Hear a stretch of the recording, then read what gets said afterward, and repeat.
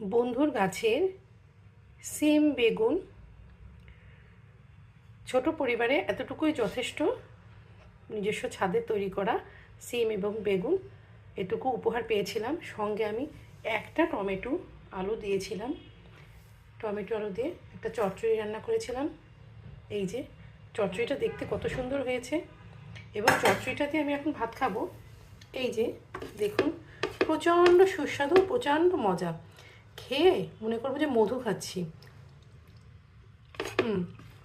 আপনাদের সঙ্গে কথা বলছি আর খেয়ে নিচ্ছি। বন্ধুর গাছের সিম আলু চচ্চড়ি করেছি।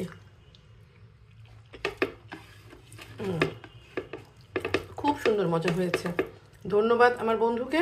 তার গাছের জন্য আল্লাহ আরও ফলন দেয়। একটা টমেটো দেওয়াতে খুব টক মিষ্টি হয়েছে। বেগুনটা সিমটা মিষ্টি মিষ্টি ছিল। বেগুনটা সিমটা মিষ্টি মিষ্টি ছিল, খুবই টক মিষ্টি হয়েছে। আমি আসলে এত কম ভাত খাই, এর থেকে বেশি ভাত নিয়ে খাওয়ার ইচ্ছা আমার নেই। আজকে এই পর্যন্ত। আল্লাহ হাফেজ। সবাই ভালো থাকবেন।